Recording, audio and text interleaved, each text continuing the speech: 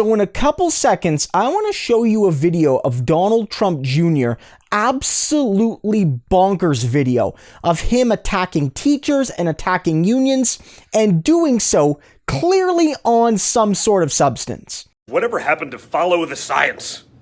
Follow the science. That's what we're going to do. It seems the Biden administration only follows the science when it actually suits them. One of the things I want to talk about that I've been reading a lot about lately is sort of the stuff as it relates to the teachers union. You've seen what they've done over the last couple of months, the way they've basically held up progress, prevented schools from opening. The teachers union and those representing them have definitely failed our children in terms of education and everything else. I mean, the teachers union has certainly failed the science they're supposed to be teaching us, because again, it's all political. Like, I don't know what he's on in particular. Lots of people are alleging things on social media. Lots of people are suggesting that he did, or something like that. But the point is, Donald Trump Jr. in the last few days has really been ramping up these sorts of videos. Like, he did another one of these a couple days ago defending Ted Cruz and the Cancun trip. Got to talk Ted Cruz a little bit. I see the news going out there right now. They're trying to, cancel him. He took a family vacation. Now, obviously, we understand sometimes, the optics of that right now isn't ideal. But in the grand scheme of things, he's a senator. He doesn't manage crises in states. That's a governor's job. He's a federal employee. They mostly vote on things. So, I'm not going to jump on this bandwagon of trying to cancel the guy for taking his kids on a vacation. Again, maybe it's not the ideal time. Quite certainly it's not. But, give me a break.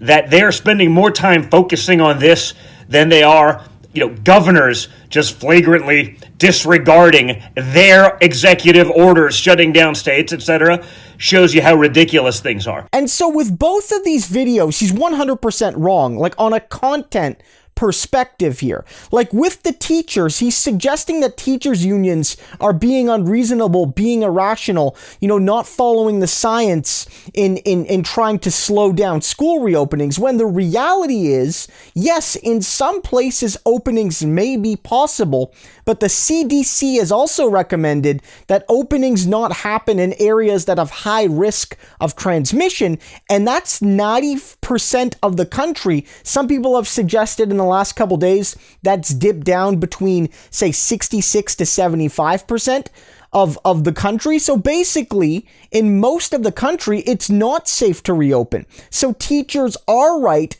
and unions are right to be apprehensive, and they are following the science. Just because Republicans and even to some degree Biden might suggest reopenings are safe, it doesn't mean the science is on their side.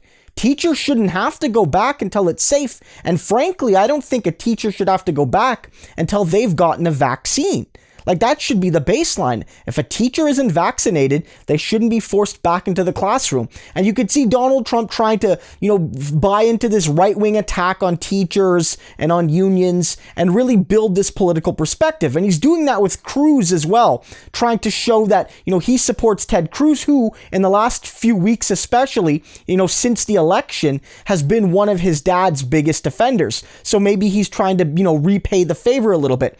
But he's wrong there too. Because yes, Ted Cruz isn't a governor, he isn't a state official, but as we've talked about lots on the channel, he could have done a lot of work, with charity and with his megaphone as a senator to really spearhead efforts to save lives and to make the suffering, more bearable for the people of the state, which is what Beto O'Rourke did as a private citizen and what AOC did as a congresswoman, but from New York State and not from the state of Texas. And so you can clearly see that he's wrong. And guys, it's just bonkers watching him.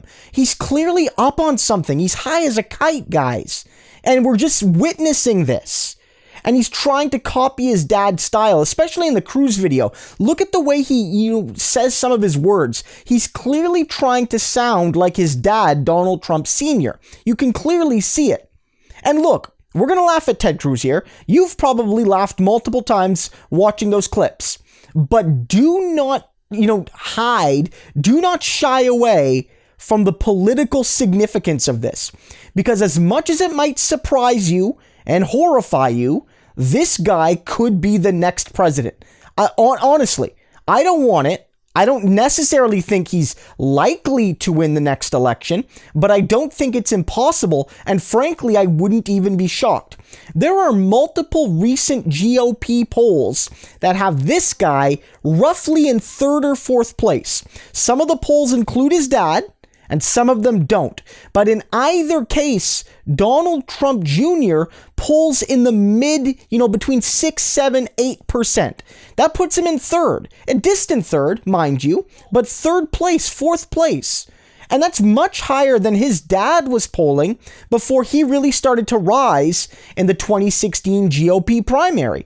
So as much as we want to laugh about how Donald Trump doesn't know anything, he makes these ridiculous low quality videos, he's clearly up on something that, again, maybe, he ingested through a certain nasal capacity. But the fact of the matter is, this could be your next president. Prepare for that reality, because American politics has shown that the entire world lives in hell.